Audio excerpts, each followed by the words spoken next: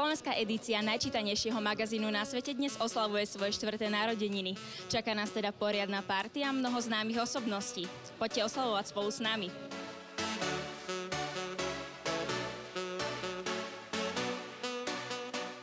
Simi, ako sa zabávaš na narodinovej party skvelého časopisu? Výborne, zatiaľ to všetko len začína, takže sa teším, čo na všetko čaká. Čo by si mu zapriala do budúcnosti? No tak asi čo najviac predaných čísel a čo najdlhší čas vydávania. Kedy si sa naposledy objavila v OK magazíne? Bola si tam vôbec niekedy už? V OK magazíne som bola a v OK magazíne aj inzerujem. Tak pozor. Áno. Mám taký malý internetový obchodík, takže využívame OK magazín aj na takéto služby. Čo máš na sebe dnes oblečené? Ja štandardne svoju obľúbenú značku, takže ja mám šaty Gucci a topánky mám Casadei. I love Fashion TV.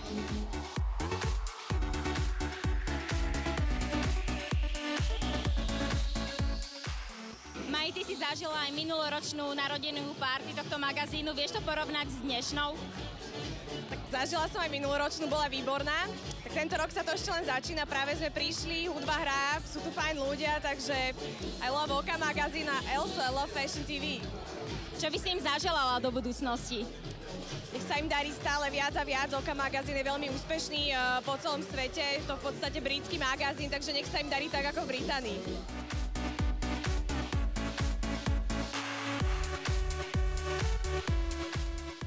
Gabo, prečo si sa rozhodol vstúpiť práve do spoločnosti, exkluzívnej spoločnosti ako OK magazín?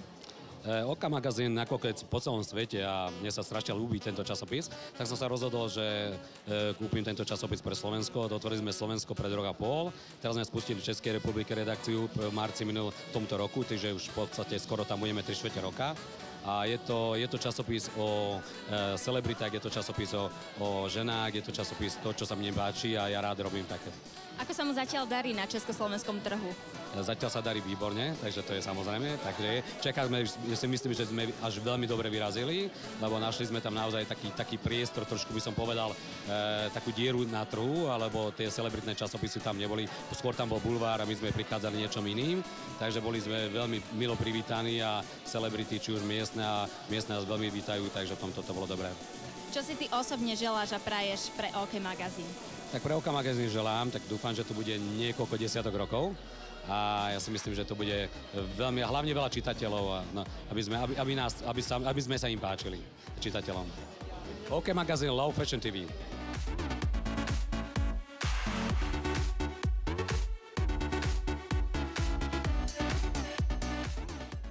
Mirka, my sa nachádzame na narodinovej oslave magazínu OK. Si pravidelným čitateľom práve tohto časopisu?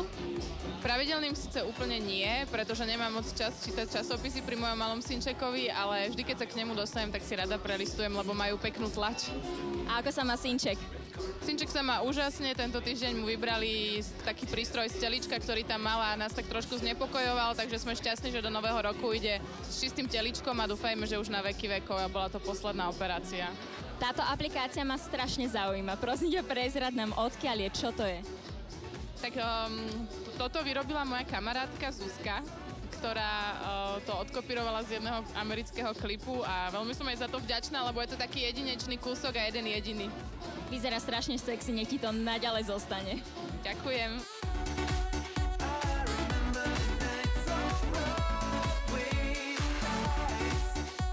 Barborka, čo by si zapriala magazínu OK? Ja by som im zapriala samozrejme úplnú klasiku, aby mali veľmi dobrú čítanosť, ale hlavne aby som im zapriala, aby mali super články aj naďalej, pretože myslím si, že oni sú taký časopis, ktorý nerobí prvoplánovo zle, alebo nevyhľadáva škandály, ak by som to teda mohla takto nazvať. A vždy aj my sme mali pre nich rozhovor, dokonca keď bola naša dcera ešte, tuším, mala iba rok, takže a možno aj menej. A boli veľmi zlatí, krásne fotky spravili, aj celé bolo také citlivé urobené. Takže mali k nám naozaj veľmi dobrý vzťah a myslím si, že aj tí ľudia, ktorí im dávajú rozhovory, to veľmi ocenia. Takže im prajem, aby mali naďalej dobré rozhovory a aby sa im darilo.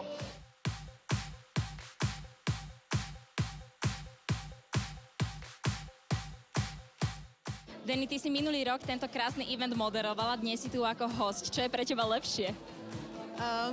To je veľmi ťažká otázka, lebo som si užívala jedno aj druhé, takže nedá sa povedať, čo je lepšie, ale teraz si myslím, že na moderovanie by som si netrúfala, keďže to je o mnoho viac časovo náročnejšie a venujem sa malej Gretke, takže teraz si užívam to, že sem prídem ako host. A čo by si zapriala magazínu OK? Viem, že túto otázku si pokladala minulý rok veľmi často. Túto otázku som položila minulý rok miliónkrát a už si nepamätám všetky odpovede, ale ja by som hlavne popriala veľmi veľa šťastných čitateľov a aby aj naďalej písali také krásne články, ako píšu a aby im čitateľnosť, dobre som to povedala, čitateľnosť vzrastala, takže hlavne to, aby boli úspešní, aby ich ľudia radi čítali.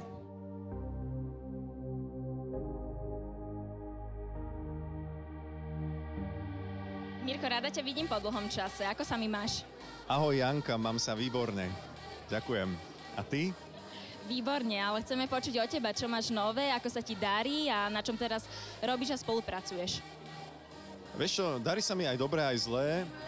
Začnem tým, čo je zlé. Zlé je to, že som blbec a nepoužíval som správnu techniku pri speve. Nechal som sa strhnúť dávom a energiou na koncerte a dopadol som tak, že mám uzlíky na hlasivkách. No a čo mám dobré, z čoho sa zasa teším, to je, že som si otvoril vlastné vydavateľstvo a prvým pokusným králikom v ňom sa stala Dominika Mirgová a s pesničkou Nová labuť sa nám veľmi zadarilo, tak sa teším a sme sa dohodli s ňou, že budeme jej robiť album.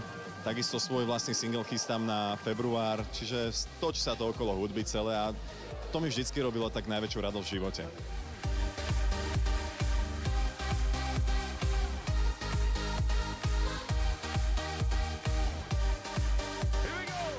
Som veľmi rada, že vás dnes vidím na evente OK magazínu a mám pocit, že vy ste za každej situácii OK.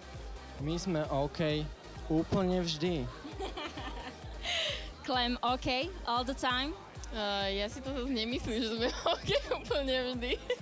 Niekedy to troška nedáme, ale možno pre niektorých je to stále OK. Ja viem, kedy si to naposledy nedala. Meninový alebo narodeniny darček pre Milana? Prezrad nám. Áno, no, troška mi to nevyšlo. Troška som si v tom zhluku rôznych okolností nevšimla maličký múroček. A odtrhla mi spätné zrkadielko a celé šoférové dvere.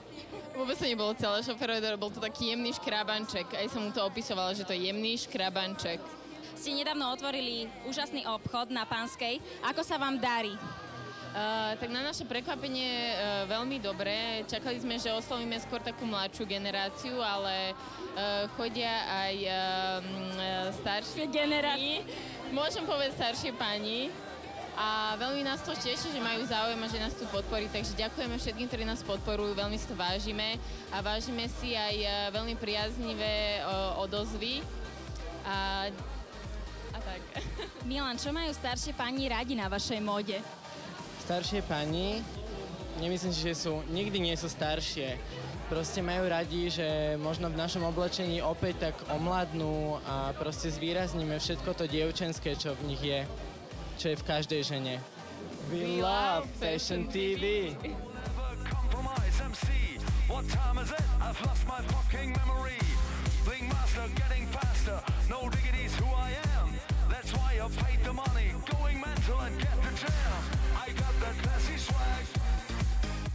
Michal, ja som sa bala s tebou robiť rozhovor, lebo ty si veľký speaker. Sme tu a robíme rozhovor. Dobre, čo želáš magazínu OK? Želám magazínu OK, aby bol taký, aký je a aby sa nemenil, pretože každý mesiac v ňom nájdem naozaj kvalitné čítanie, ako asi v jedinom na Slovensku, pretože ostatné trochu pokulhávajú v rámci obsahu, ale OK je vždy super. Hlavne ma bavia zahraničné témy, to je super. Kedy si tam bol naposledy ty? Ja som tam bol naposledy, keď som robil rozhovor s Dianou Morovou. Cool, ona bola super, lebo sme ju fotili v jednom hoteli a Diana tým, že sa poznáme, tak sa aj celkom povyzliekala, takže to bolo celkom príjemné. To sa nám páči. Nám sa to veľmi páči, hlavne keď sa herečky Slovenského národného divadla vyzliekajú, to je úplne najviac. Of course, I love Fashion TV.